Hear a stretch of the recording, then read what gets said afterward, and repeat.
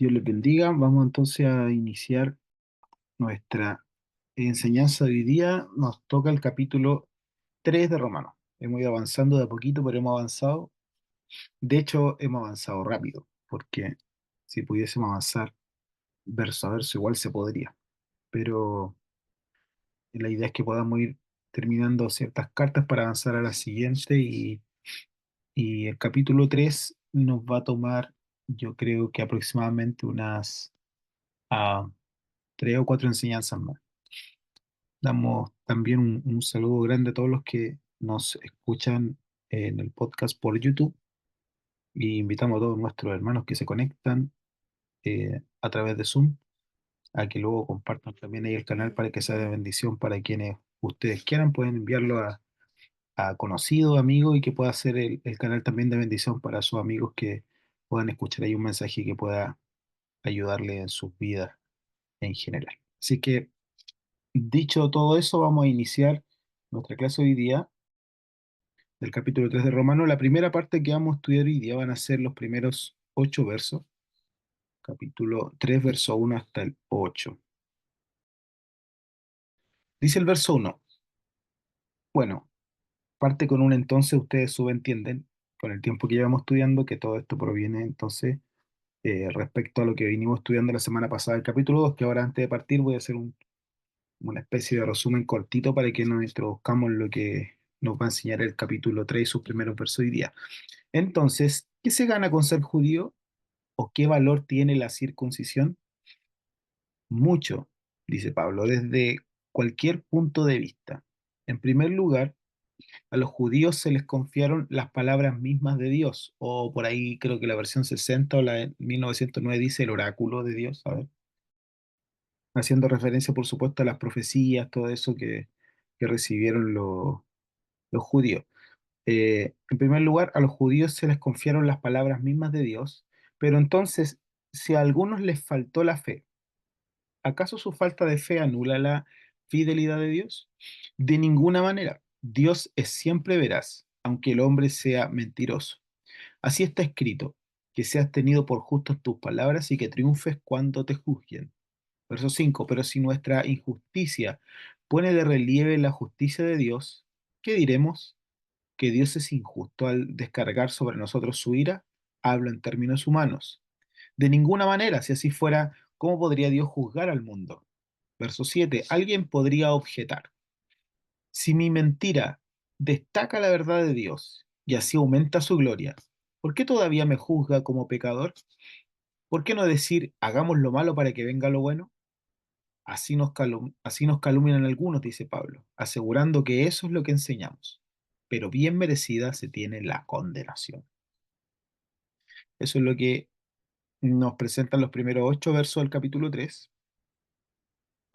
Previo a eso, antes de que entremos en el capítulo 3 así más profundamente, quiero hacer como un pequeño resumen de lo que hemos estado hablando del capítulo 2 para poder introducirnos al 3 porque lo más probable es que ya pasando la enseñanza de la semana pasada se nos escaparon algunas cosas.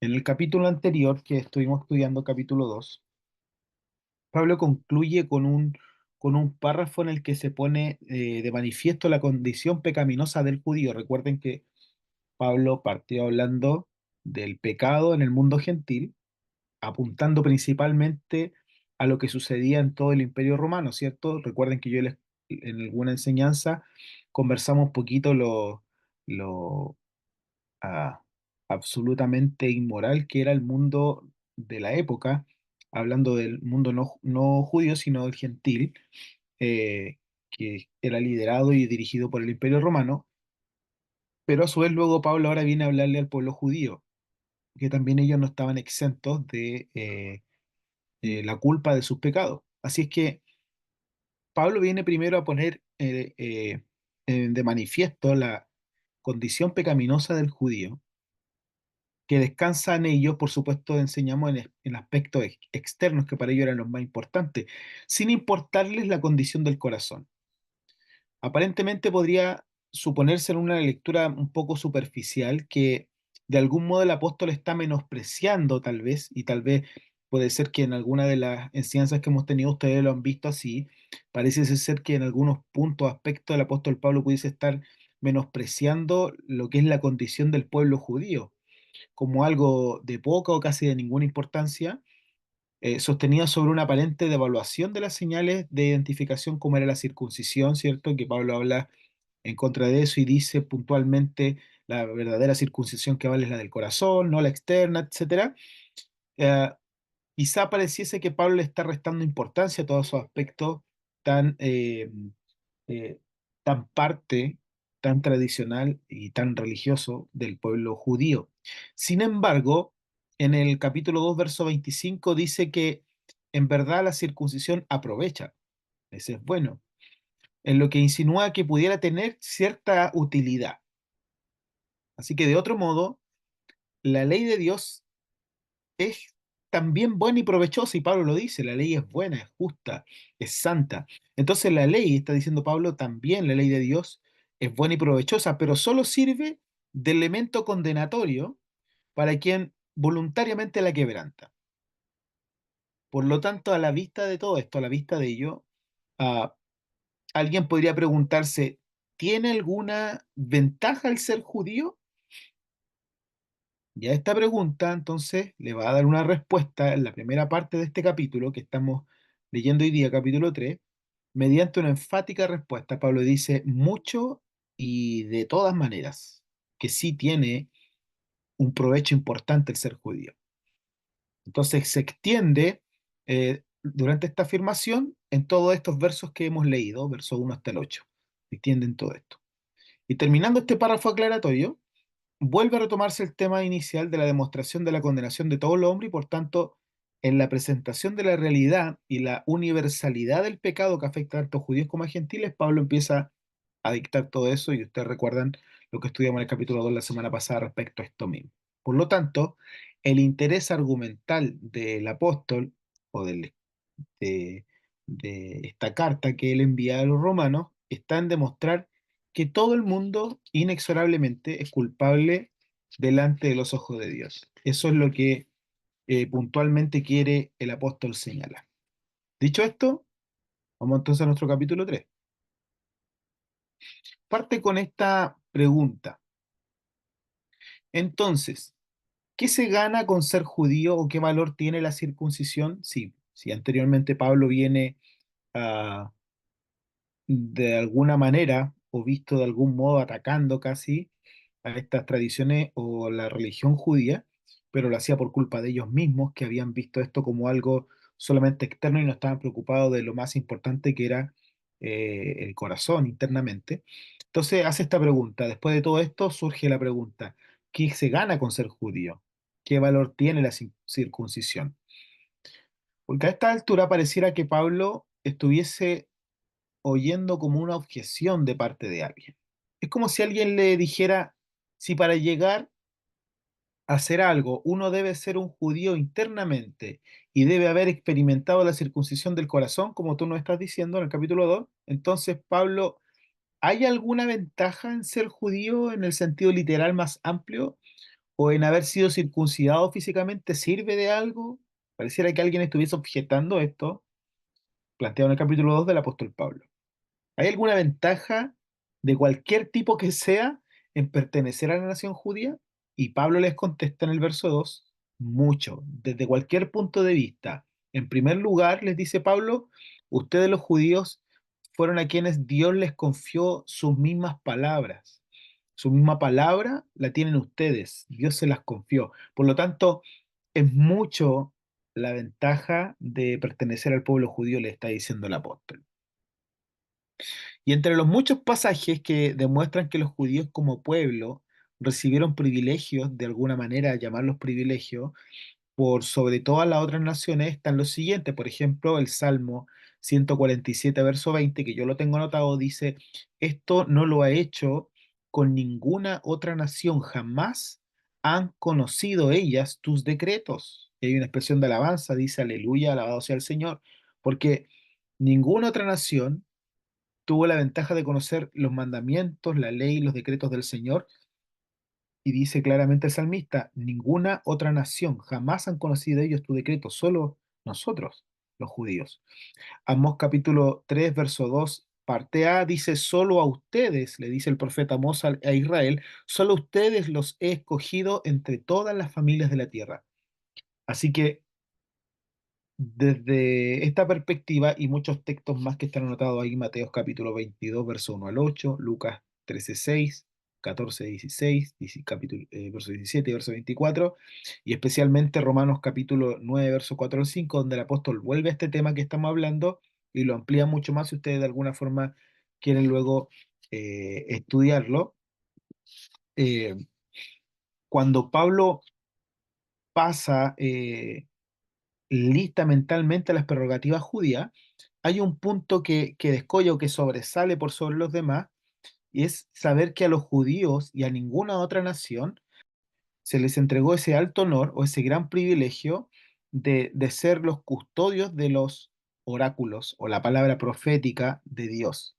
Y toda esa revelación que ellos recibieron de manera especial, eh, toda esa revelación especial hecha para Israel, que consistía no solamente en mandamientos, sino en promesa y también en predicción y promesas para ellos. Entonces, era un privilegio muy grande que el pueblo judío, a que al pueblo judío se le había otorgado. Todo esto les había sido confiado a los judíos para ser aceptado por fe, obedecido, ¿ya? En la medida de lo aplicable, por supuesto, obedecido debía ser tenido por honra y debía ser transmitido a otros. Eso era lo que se le pedía al pueblo judío. Lo que Dios les está entregando como privilegio, acéptenlo por fe, obedézcanlo en la medida de lo posible, obedézcanlo y, y a su vez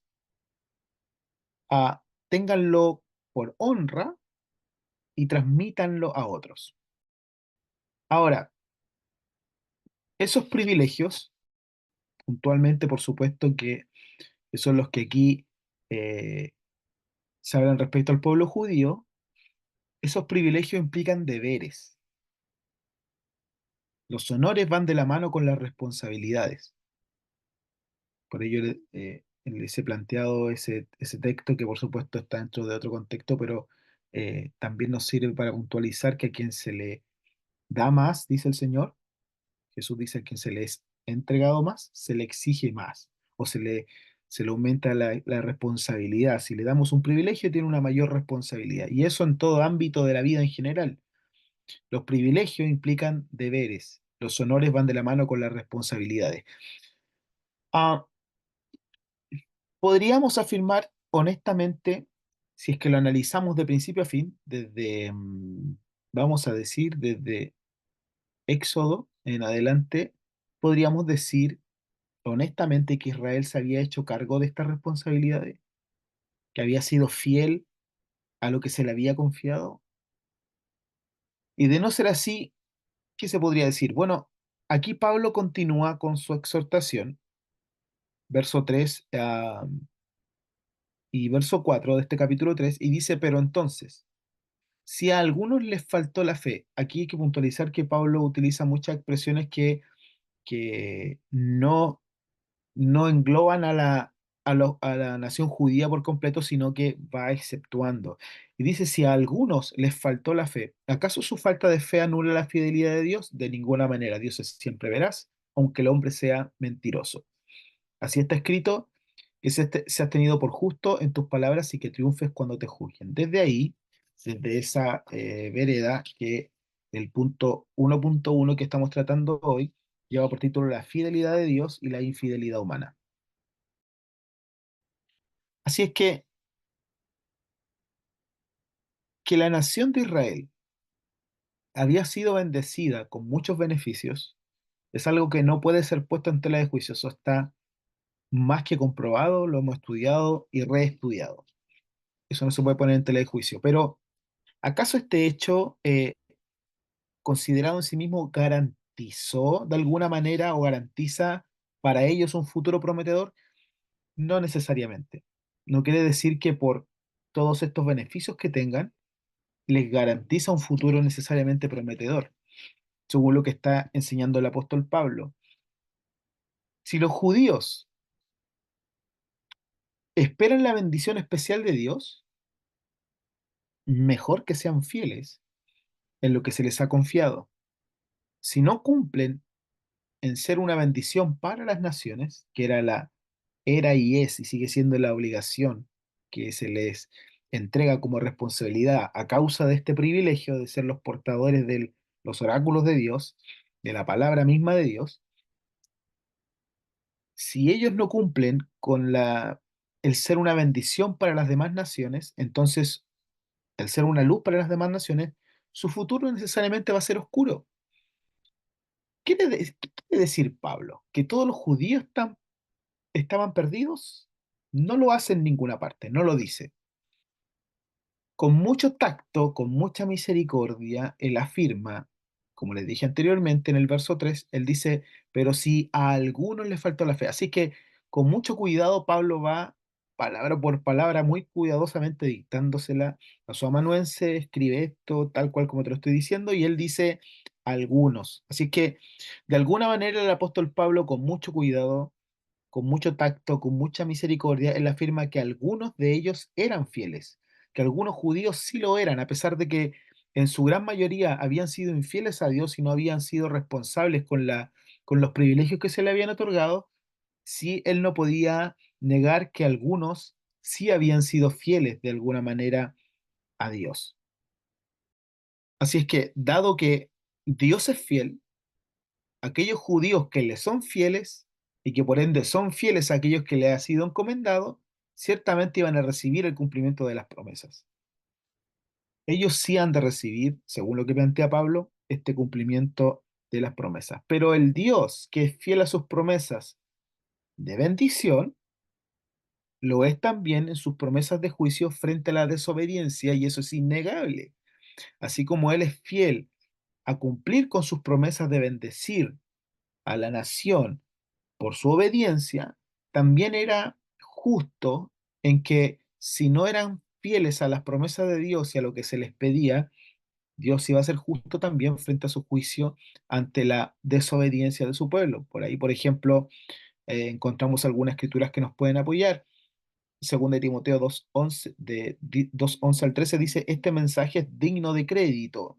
Si morimos con él, también viviremos con él. Si resistimos, también reinaremos con él. Si lo negamos, también él nos negará. Si somos infieles, él sigue siendo fiel ya que él no puede negarse a sí mismo. Pero de alguna manera, plantea el apóstol Pablo, si lo negamos, también nos va a negar. ¿Quiere hacerlo Dios? No, porque Dios te está entregando un privilegio. Está diciendo Pablo, los judíos tienen un privilegio. Sean fieles a ese privilegio para que las bendiciones y las promesas dentro de ese privilegio se cumplan en ustedes y no tengan que padecer frente al juicio de la desobediencia. La fidelidad divina es un consuelo invalorable para los fieles. La fidelidad divina es un consuelo para los fieles.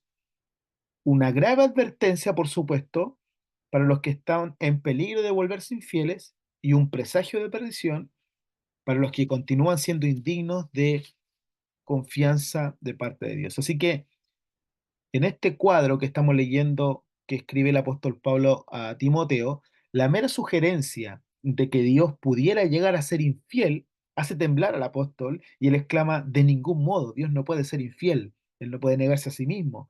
Entonces, Dios no puede serlo, claro que no, ni pensarlo, ni lo permita Dios, Él no puede ser infiel y Pablo lo deja muy en claro. El hombre sí, el hombre puede ser infiel y lo es muchas veces, y a causa de su infidelidad evita recibir la fidelidad de Dios. Ahora, desarrollando este pasaje del capítulo 3, nos vamos a dar cuenta de que Pablo expone en él algunas de sus ideas acerca de los judíos que ya la hemos estudiado capítulos anteriores, pero aquí desarrolla otros puntos que vale la pena que los destaquemos y los estudiemos un poquito más a fondo. Primero, este capítulo 3 verso 9 al 8 nos muestra que no cabe duda de que Pablo creía que los judíos ocupan una posición especial en el plan de Dios. Eso es inevitable, no podemos negarlo. Pablo creía fielmente que los judíos ocupan una posición muy especial en el plan de Dios. Eso es de hecho, esto que está planteando aquí Pablo, es de hecho lo que los mismos judíos creían. Los judíos también creían que ellos tenían un lugar especial, un lugar de privilegio en el plan de Dios. La diferencia, y que la he recalcado muchas veces, la diferencia está en que Pablo creía que esa posición especial era una responsabilidad, mientras que los judíos lo consideraban un privilegio. ¿Qué es lo que Pablo decía que se les había confiado especialmente a los judíos? Ya lo dijimos, los oráculos de Dios. Eso era lo que Pablo planteaba que se le había sido confiado a los judíos, los oráculos de Dios. ¿Qué quiere decir esto? La palabra que él usa aquí es la palabra logía, que es la que se usa normalmente en la traducción griega del Antiguo Testamento para designar una comunicación o un pronunciamiento de Dios. Esa es la palabra logía, la palabra que se aplica para expresar una comunicación o un pronunciamiento de parte de Dios. Aquí lo que quiere decir esta expresión, ustedes recibieron las palabras de Dios, verso 2 del capítulo 3, recibieron las palabras de Dios, el oráculo de Dios. Lo que quiere decir es que se está refiriendo directamente al decálogo, a los 10 mandamientos, que en hebreo se llaman las 10 palabras, el devarim. Eso es lo que está expresando aquí el apóstol Pablo. Ustedes tienen esto. Pablo les dice, son un pueblo especial. Por tanto, tienen que vivir también una vida especial. Si son un pueblo especial, deben vivir una vida distinta, una vida especial. Pablo no dijo en ningún momento, son un pueblo especial, por lo tanto pueden hacer lo que les dé la gana. No dijo eso. Lo que Pablo dijo fue, son un pueblo especial para Dios, por lo tanto tienen que hacer la voluntad de Dios. Nunca les dijo, a causa de que ustedes son un pueblo especial, pueden hacer lo que quieran, que es lo que los judíos pensaban y siguen pensando. Que lo que ellos recibieron es un privilegio, por lo tanto pueden vivir como quieran, total Dios de igual forma los va a salvar. ¿Por qué? Porque son un pueblo especial y tienen un privilegio. No es lo que Pablo está planteando. Pablo dice que tienen una posición especial en el plan de Dios, pero a modo de responsabilidad. Por lo tanto, la idea del apóstol es que ellos son un pueblo especial para Dios, por lo tanto, deben hacer la voluntad de Dios. Cuando Lord Dunsany, que fue un escritor y dramaturgo anglo-irlandés, escribió y quedó con vida después de la guerra entre el 1914 y 1918, nos cuenta que se dijo, se cuenta que él dijo, por alguna extraña razón, todavía estoy vivo. ¿Qué será lo que Dios quiere que haga con una vida que ha sido preservada de forma tan especial? Fue la reflexión de Lord Dunsany después de salir vivo después de la Guerra Mundial. ¿Qué será lo que Dios quiere que haga con una vida que ha sido preservada de forma tan especial? Y esto es precisamente lo que no se les ocurría nunca a los judíos. Nunca consiguieron darse cuenta de que la elección especial que ellos habían recibido de parte de Dios era para una tarea especial. ¿Ya? Ellos sentían que si estaban vivos y que si experimentaban todas estas promesas de Dios era porque tenían privilegios, pero nunca pensaron si estamos vivos, como aquí se cuenta de Lord Dunsany, si estamos vivos, si estamos hasta aquí, si Dios nos ha prometido tantas cosas, ¿qué será lo que Dios quiere que yo haga? Nunca consiguieron darse cuenta, ni lo han conseguido aún, de que la elección especial de parte de Dios para ellos era una tarea especial. Mi pregunta hoy, antes de que pasemos al segundo punto, la pregunta hoy que debemos hacer nosotros como cristianos es si nosotros como cristianos tenemos presente cuando hablamos de la elección de Dios para nosotros este punto. ¿Será que nosotros pensamos de esta manera? ¿Será que nos preguntamos si soy especial para Dios? ¿Cuál es la tarea especial que tiene para mí? ¿O sencillamente lo miramos como el privilegio de haber recibido esta salvación tan gloriosa? ¿Qué peso tiene en nosotros, en nuestras vidas diarias, en nuestro pensamiento y en nuestros corazones, el tener esta salvación tan importante? ¿Tenemos presente nosotros esto cuando hablamos de la elección de Dios? ¿O sencillamente lo olvidamos y vivimos como privilegiados? Pensemos también en nuestras responsabilidades diariamente como cristianos respecto a lo que Dios espera de nosotros, su plan, su propósito, su plan para nuestras vidas. ¿Somos especiales? Lo somos para Dios. ¿Qué es entonces lo que Dios está queriendo de nosotros al preservar nuestras vidas, al salvarnos? ¿Qué es lo que Dios quiere que haga con una vida preservada de esta forma? Segundo punto, Pablo en el capítulo 3 verso 1 al 8 también plantea eh, que hay tres ideas básicas acerca de los judíos que siempre aparecen en los escritos de Pablo. Siempre hay tres ideas básicas. La primera es que Pablo estaba seguro de que Dios tenía razón al condenar a los judíos. La segunda es que no todos fueron infieles. Y la tercera es que Pablo estaba siempre seguro de que el rechazo de Dios no era definitivo. ¿Por qué Pablo dice que estaba seguro de que Dios tenía razón al condenar a los judíos? Ellos ocupaban un lugar especial y habían recibido promesas especiales. Y por eso mismo su condenación había de ser mayor, según el planteamiento de Pablo, tanto en el capítulo 2 como en este capítulo 3 que estamos comenzando a estudiar. Ocupaban un lugar especial, habían recibido promesas especiales y por eso mismo su condenación al no obedecer a Dios iba a ser de un nivel mayor según lo que está planteando el apóstol. Recuerden que en el capítulo 2 él se los dice, ustedes se jactan de ser judíos, pero están peor que los gentiles porque tienen la palabra de Dios, tienen la ley, la conocen y no la hacen. La responsabilidad siempre es otra cara del privilegio que se nos entrega.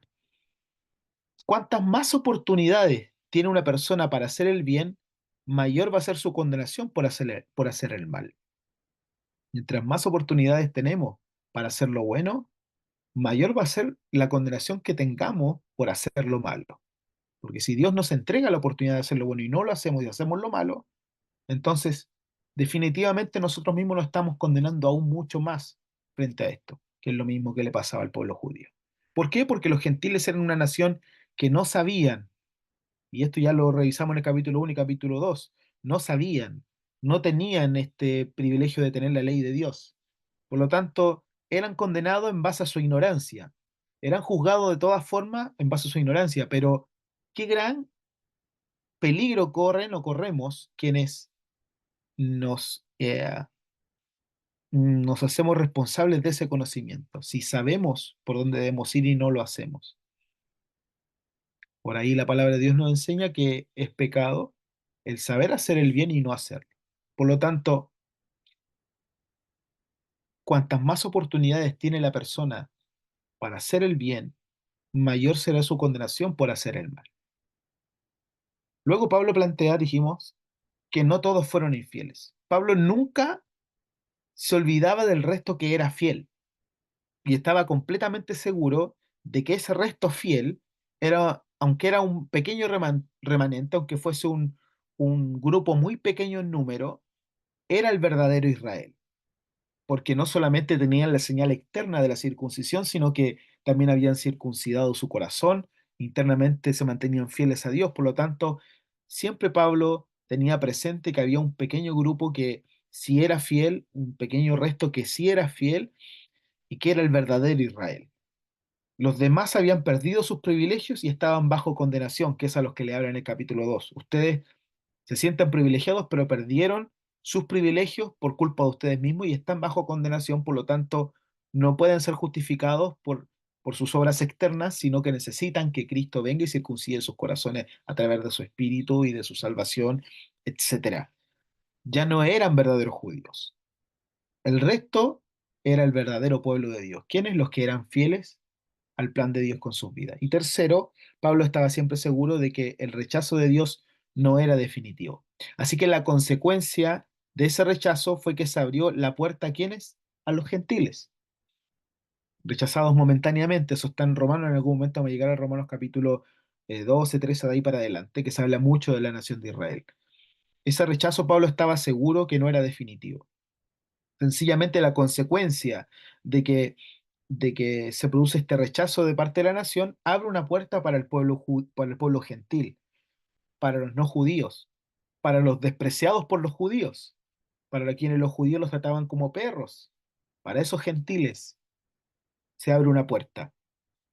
Pero al final, los gentiles van a hacer volver a los judíos al redil. Y esto es lo curioso, que la consecuencia de ese rechazo fue que se abrió la puerta a los gentiles Y al final, los mismos gentiles van a hacer volver a los judíos al redil, y judíos y gentiles, según lo que nos manifiesta el apóstol Pablo, van a ser una sola cosa en Cristo. Ya no van a ser dos pueblos, no van a ser gentiles y judíos, sino que finalmente seremos una sola nación.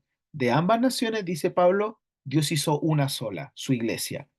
La tragedia de los judíos fue que rechazaron la gran tarea de la evangelización del mundo, y eso les correspondía a ellos. Esa es la gran tragedia del pueblo judío. Por no obedecer a Dios ni su plan, fueron desplazados en este gran ministerio que es la evangelización del mundo entero a través del Evangelio. Esa es la tragedia para este pueblo. Rechazaron la gran tarea de la evangelización del mundo que a ellos les habría correspondido si hubiesen obedecido. Por lo tanto, esta tarea ahora se les asigna a los gentiles, a los despreciados por el pueblo judío. Ahora Dios dice, ok, ustedes no quisieron cumplir con el plan, no hay problema, los privilegiados pierden su privilegio y la responsabilidad de evangelizar el mundo, Dios se la entrega ahora a los gentiles. Así que esta asignación que se le entrega a los gentiles hace que el plan de Dios se invierta. No fueron los judíos los que evangelizaron a los gentiles, sino al revés. Los gentiles evangelizaron a los judíos. Y este proceso todavía continúa. Todavía hay gentiles por el mundo evangelizando a los que debieron ser los portadores del evangelio, pero lo rechazaron. Así que este privilegio, que en realidad es una responsabilidad, se invierte y Dios utiliza su plan para que el pueblo no escogido desde un principio ahora sea pueblo y pueda testificar este evangelio. Y finalmente, este pasaje de Romanos capítulo 3 verso 1 al 8 contiene dos grandes verdades humanas universales, y con esto vamos a terminar la enseñanza de hoy. Este pasaje contiene dos grandes verdades humanas universales. Primero, la desobediencia es la raíz de todo pecado. Cuando pecamos, dicho de otra manera, cuando pecamos es porque desobedecemos el plan de Dios. Dios nos dice, hagan esto y hacemos lo contrario. Y eso ya es pecado. Por lo tanto, la desobediencia es la raíz del pecado. No es que me tentó este, me tentó esta, es que fui débil, no, desobedecimos. Esa es la raíz del por qué pecamos. La raíz del pecado de los judíos fue la desobediencia de la ley de Dios que conocían. Ellos sabían lo que debían hacer. Así que la raíz del pecado de los judíos fue la desobediencia de la ley de Dios que conocían perfectamente. Como escribió por ahí John Milton, fue la primera desobediencia humana la responsable del paraíso perdido. Cuando el orgullo enfrenta la voluntad humana con la de Dios, se produce el pecado. Cuando el orgullo enfrenta la voluntad humana con la de Dios, se produce el pecado. Si no hubiera desobediencia, no habría pecado. Y finalmente, una vez que se ha cometido un pecado, el ser humano despliega una habilidad extraordinaria para justificarse. Ese es el último punto. Una vez que se comete un pecado, el ser humano despliega una habilidad extraordinaria para justificarse. Aquí tenemos un razonamiento que se presenta con frecuencia en el pensamiento religioso, y es el de que el pecado le da la oportunidad de demostrar al mismo tiempo su justicia y su misericordia a Dios. Por eso es que por ahí el verso 7 u 8 lo dice. Dice el verso 6 en adelante, de ninguna manera, si así fuera, ¿cómo podría Dios juzgar al mundo? Verso 7, alguien podría objetar, si mi mentira destaca la verdad de Dios y así aumenta su gloria, ¿por qué todavía me juzga como pecador? Y verso 8 finaliza diciendo, ¿por qué no decir, hagamos lo malo para que venga lo bueno? Claro, porque si hago lo malo, provoco que la justicia de Dios, su misericordia, se desplieguen a mi favor. Entonces dice, ¿por qué mejor no hago lo malo para que venga esto bueno? Y Pablo dice, así nos calumnian algunos asegurando que es lo que enseñamos, pero bien merecida tienen su condenación. Así es que este es un razonamiento que dije se presenta con mucha frecuencia en el mundo religioso, el de que el pecado le da a Dios casi una oportunidad de demostrar al mismo tiempo su justicia y su misericordia. Y es por tanto, según el razonamiento de muchos, una cosa buena, y también lo plantea Pablo. Pero esto es un pensamiento tergiversado. Se podría decir, y de hecho sería el mismo razonamiento, que está bien el quebrantarle el corazón a una persona, porque así se le da la oportunidad de demostrar lo mucho que nos ama. Se podría decir eso fácilmente, que es bueno quebrantarle el corazón a una persona, porque así se le da la oportunidad de demostrar lo mucho que nos ama. Pero en realidad, cuando uno peca, lo que necesita no es ingenio para justificarse, sino humildad para reconocerlo y arrepentirse, que es exactamente lo que más nos falta. Humildad y reconocimiento. No puede haber arrepentimiento en el corazón del hombre si solo se justifica y siempre está diciendo, no, es que esto lo hice porque tú y que es tu culpa y que tú eres la culpable y tú eres el culpable, esto no es mi culpa. Si siempre estamos justificándonos y nuestro ingenio nos da para mucho, si siempre estamos justificando nuestros errores y nunca nos miramos en humildad, honestidad y reconocimiento para ver nuestras falencias, nunca habrá arrepentimiento genuino. El arrepentimiento genuino surge cuando existe primeramente reconocimiento de un error. Cuando yo digo, es verdad, me equivoqué, reconozco, eso produce humildad, es un acto de humildad. Y ese es el momento en el cual Dios envía su perdón, no antes. Dios jamás va a perdonar a alguien que solo se justifica y que su ingenio da para mucho, sino que Dios va a perdonar a quien en humildad y en reconocimiento de su error se arrepiente.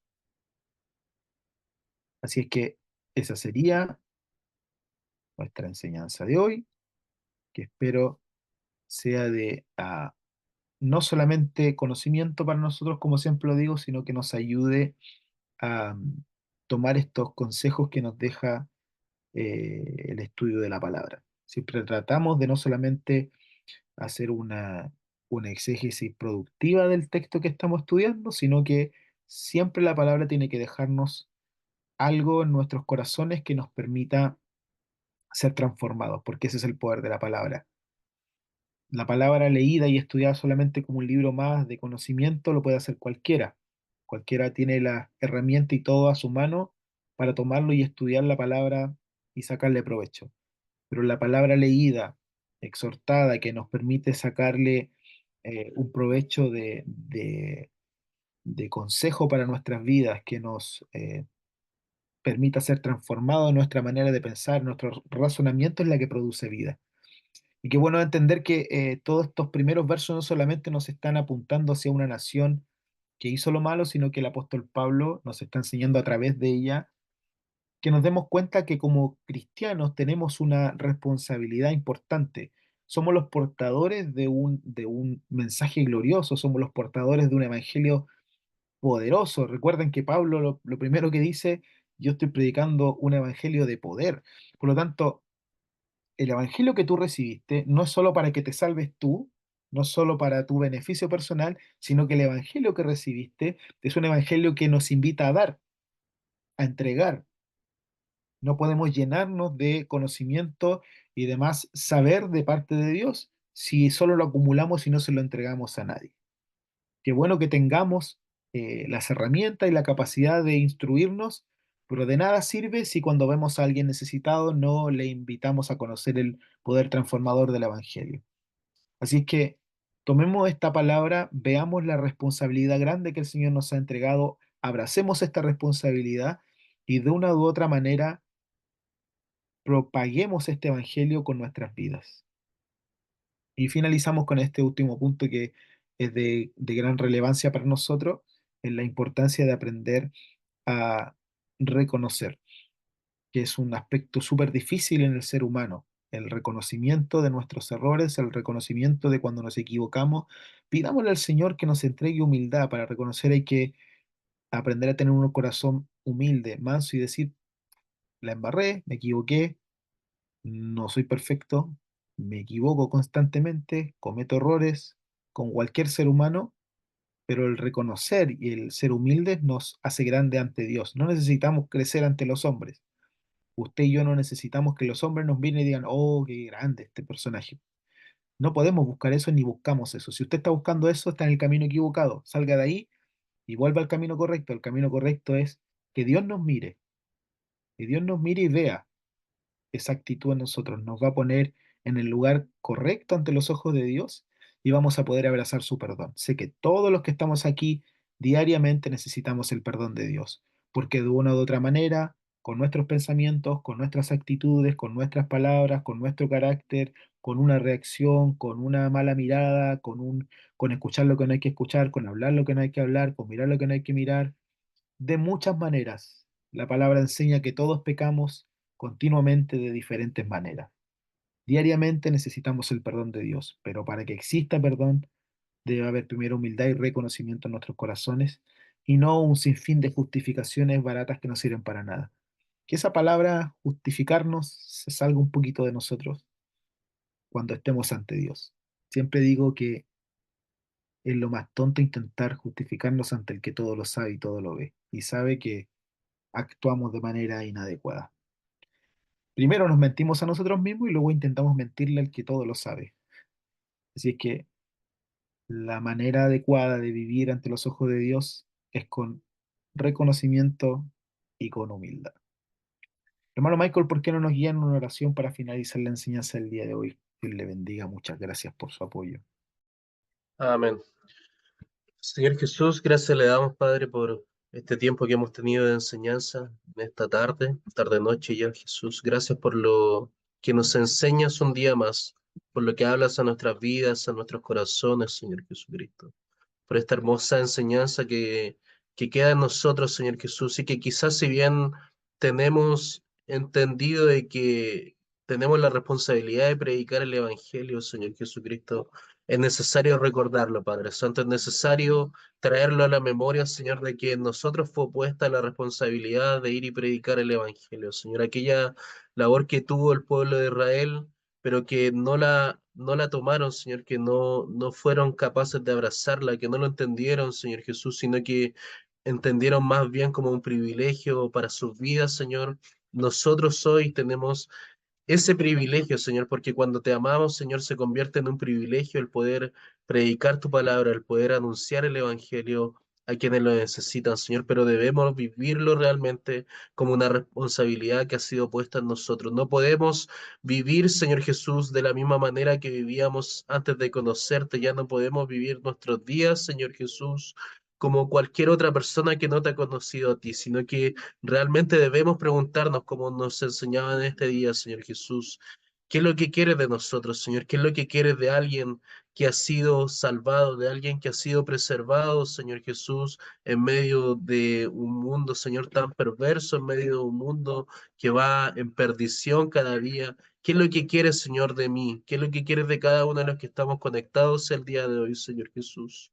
Hay un propósito para cada uno de nosotros, Señor. No fuimos llamados simplemente para vivir como privilegiados, para vivir con tranquilidad, con paz solamente, Señor Jesús, no para ser parte de una élite, sino que fuimos llamados, Señor Jesucristo, para poder anunciar, Señor Jesús. Ha sido puesto en nosotros esa responsabilidad, Señor. No podemos, Señor, dejarlo pasar, no podemos hacer oídos sordos como que no hay nada más que hacer en este camino, Señor, sino que solo ir el domingo a nuestra iglesia, reunirnos, alabarte, bendecir tu nombre y regresar a nuestras casas. Señor, es mucho más que eso el Evangelio, Señor. Necesitamos anunciarlo, Señor. Es nuestro deber, Padre Santo. Pon una pasión en nuestros corazones por levantarnos cada día, Señor Jesús, con el deseo de hablarle a alguien más, Señor Jesús. Mi Dios amado, que nuestras oraciones vayan en esa dirección de que tú pongas en nuestro camino a quién hablarle, a quién predicarle, Señor, tu palabra, Señor Jesús, que realmente lo vivamos con esa responsabilidad, Señor Jesucristo. Gracias, Padre. Gracias por lo que nos recuerdas en este día. Pon en nosotros un corazón humilde, Señor Jesús, para poder reconocernos faltos, Señor, ante ti cuando pecamos, Señor, porque todos los días caemos, todos los días fallamos, Señor Jesús. Pero no debemos simplemente normalizarlo de que caemos, de que pecamos, sino que debemos, Señor Jesús, presentarlo delante de ti. Debemos presentar nuestras falencias, nuestras debilidades, Señor Jesús, nuestros pecados. Debemos presentarlos delante de ti y no simplemente creer que es algo entendido por ti y de que tú, Señor Jesús, lo dejas pasar, no, sino que debemos ponerlo a tus pies, Señor, cada una de esas debilidades, cada una de nuestras faltas, para que usted sea perfeccionando nuestras vidas, Señor.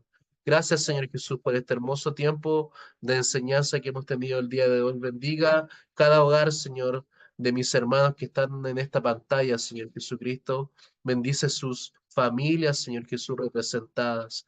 Y mi Dios amado, que podamos quedarnos con esa enseñanza hoy grabada en nuestros corazones y predicar tu palabra, Señor, predicarla a este mundo, Señor, que necesita tanto de ti, Señor. Como un día llegó ese anuncio, esa buena noticia a nuestras vidas, poder llevarla a otros, Señor Jesús. Gracias, Padre Santo. Te damos gracias en el nombre de Jesús. Amén, Señor.